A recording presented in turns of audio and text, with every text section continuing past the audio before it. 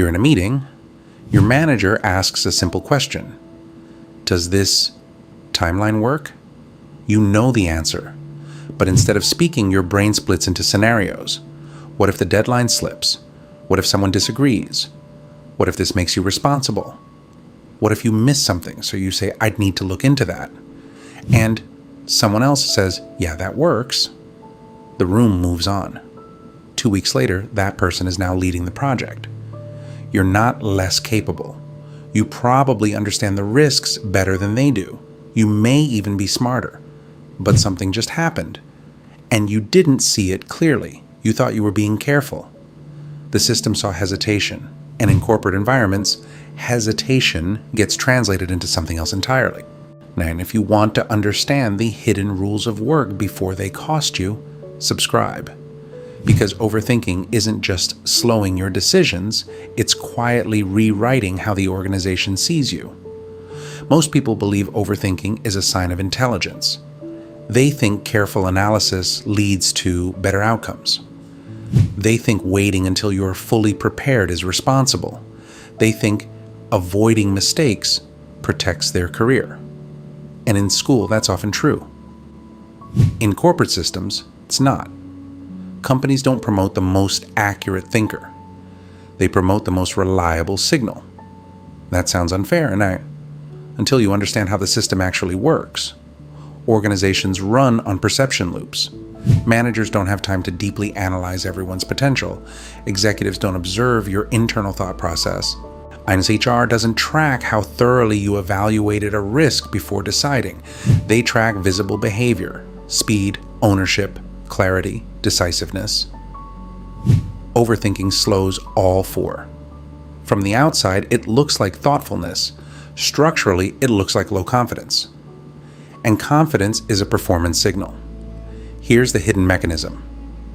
Inside most companies, promotions and opportunities are not triggered by perfection. They're triggered by perceived readiness. Perceived readiness is not measured by how much you know. It's measured by how often you step forward without visible friction. When you overthink, you introduce friction.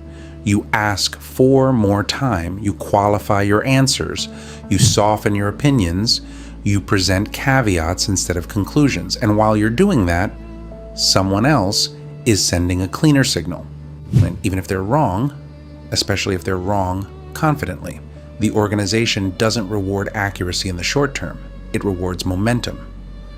Momentum is easier to see than intelligence. That's the part no one explains.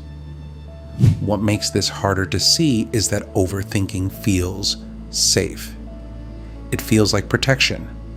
You believe you're avoiding embarrassment, avoiding conflict, avoiding failure. But corporate systems are not built to reward internal safety. They're built to identify external leverage. When managers evaluate people, they unconsciously ask, can I put this person in front of risk? Risk means clients, executives, deadlines, budget decisions, public visibility. If you overthink small decisions, your manager imagines you overthinking large ones. If you hesitate in meetings, they imagine you hesitating under pressure. It doesn't matter if that's accurate. The signal was there, they just interpreted it. And once that perception forms, it stabilizes. That's the second layer. Overthinking doesn't just slow your output, it shapes your reputation, and reputation compounds. In most companies, your growth isn't limited by skill, it's limited by narrative. Are you high potential? Are you steady but cautious? Are you solid but not leadership ready? These labels form quietly. No one announces them. They're built from small moments. The meeting where you deferred, the project where you delayed, the email where you asked for extra confirmation. The opportunity you almost took. Each time, your brain was optimizing for safety. The system was optimizing for scalability. And those two goals are not aligned. Over time, this creates invisible consequences. You get passed over for stretch roles. You're excluded from fast-moving projects. You're not considered for high-visibility work. Not because you're incapable, because you look like friction. There's something else happening underneath. Overthinking drains cognitive energy. When you mentally rehearse every possible outcome, you're burning bandwidth. That leaves less energy for execution. So, ironically, the thing you think is improving your performance is quietly reducing it. You spend 40% of your mental effort deciding. The decisive colleague spends 10% deciding and 90% acting. Guess who produces more visible output? In corporate environments, visibility beats potential. The system cannot reward what it cannot see. Your internal analysis is invisible. Your delay is not. What most employees never realize is that companies are biased toward action because action reveals data. When someone makes a decision, even a flawed one, the organization learns something. When someone hesitates, nothing moves.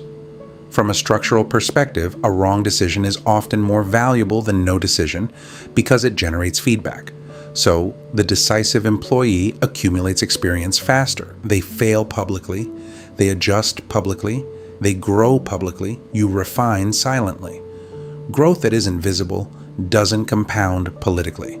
That's why overthinkers often feel stuck while less analytical peers accelerate.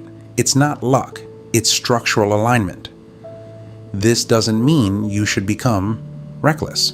It means you need to understand the difference between strategic thinking and identity-based hesitation. Strategic thinking improves clarity and leads to action. Identity-based hesitation protects your ego and delays exposure. One moves you forward, the other keeps you safe and small. Corporate systems reward people who tolerate visible imperfection. They do not reward people who wait for invisible certainty. And here's the uncomfortable truth. Perfection is not a corporate currency. Velocity is. So the real issue isn't that you think too much. It's that you think in private and act in public too late. You're optimizing for being right. The system is optimizing for who moves. You're optimizing for personal security. The system is optimizing for organizational momentum. If you don't adjust, the gap widens. Now the decisive colleague becomes leadership material. You become technically strong. That label is subtle, but it has a ceiling built into it. Technical strength without visible decisiveness rarely reaches power, because power requires being comfortable with incomplete information. And overthinking is an attempt to eliminate incompleteness. That's a battle you can't win. Here's the reframe. Success in corporate life is not about eliminating uncertainty. It's about managing it publicly. It's about sending the signal, I can move even when things aren't perfect. When managers see that signal repeatedly, they assign you larger arenas. When they don't, they assign you safer lanes. Safe lanes feel stable, but they cap your growth.